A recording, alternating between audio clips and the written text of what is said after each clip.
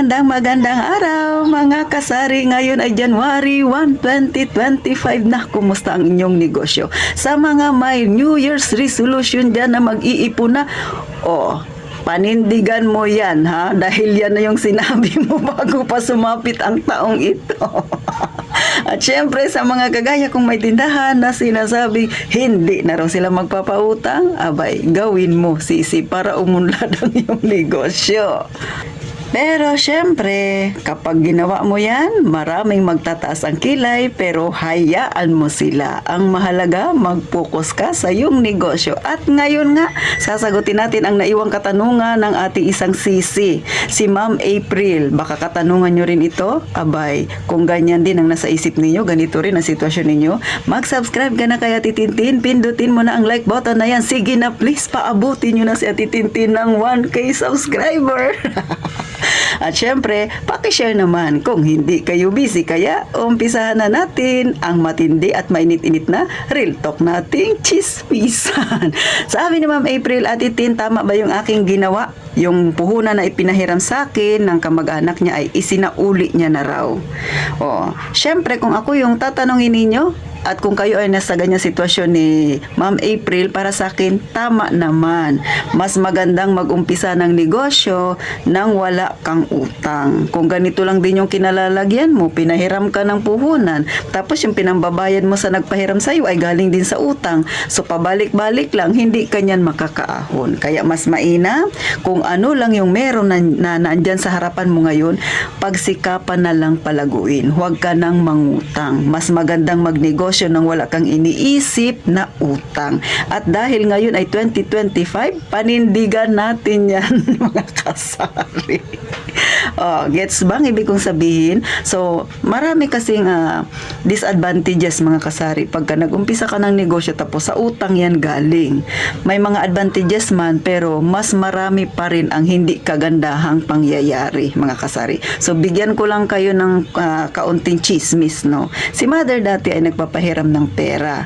So, ang patubo niya ay 10%. Ngayon, may kaibigan siyang nanghihiram sa kanya ng pera.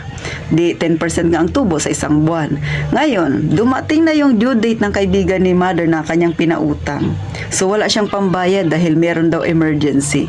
So, para hindi siya masira kay mother, naghanap siya ng mauutangan niya. So, ang nahanap niyang mauutangan ay 20% ang tubo. So, doble doon kay mother. So, nanghiram siya doon sa 20% ang tubo, ibinayad niya doon sa 10%.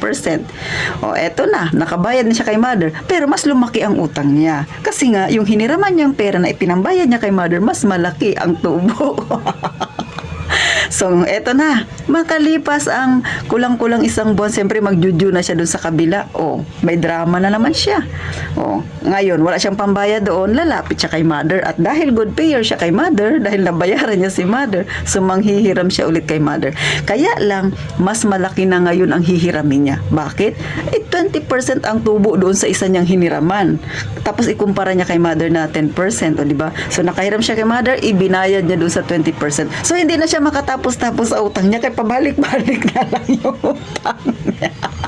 Kung ayaw mong maging ganyan ang kinalalagyan mo, iwasan mo ang mangutang ng malaki ang interest. Iwasan mo ang mangutang kung hindi mo naman talaga tunay na kailangan yung pera na yan mga kasari. Kasi pwede namang mangutang, hindi naman masama talagang mangutang kung kailangan at yung paggagastusan mo ay talaga namang worth it mga kasari. Pero kung yung inutang mo ay bibili mo lang ng kapritsyo mo, magtigil ka. So ulit ha, baka ma-misinterpret ninyo yung ibig kong sabihin. Hindi masama ang mangutang. Pero kung yung inutang mo ay kayang-kaya mong bayaran, hindi masama ang mangutang kung yung paglalaanan mo ng iyong uutangin ay doon sa isang bagay na dapat talaga ay, o kaya ay masasabi nating worth it. Yung talagang need na need talaga yung mga ganyan, di ba? Pero kung mangungutang ka lang naman para mayroon kang ipapasikat sa Facebook mo, para maibili ka sa ng mga gamit na kapritsyo mo, dahil in ngayon, dahil pumasok na ang 2025, abay huwag mong gawin yan sisi. Sa huli, magsisisi ka. Tandaan mo yung sinabi ni Ate Tintin. natin. Ngayon ay panahon na dapat tayong magising. Panahon na dapat tayong mag-umpisang mag-ipon. Kaya yung New Year's resolution mo, panindigan mo yan. Sa mga kagaya kung may tindahan, mag-ingat sa mga customer na palautang na hindi marunong magbayad. Hindi naman lahat ng nangungutang ay hindi marunong magbayad. Pero sabi ko nga, mag-ingat sa mga hindi marunong magbayad. So yan lang ang payo ni Ate Tintin. At sa iyo Ma'am April, kung yung iyong tindahan ay okay naman, kahit na wala na yung pera ng kamag-anak mo na inutangan mo, mas mainam po, mas magandang ipagpatuloy ang pagtitindahan ng wala kang utang, wala kang iisiping buwan-buwan na bayarin. Kasi mas magiging payapa ang iyong isipan at ang iyong damdamin. At higit sa lahat, ang iyong pitaka ay magiging payapa.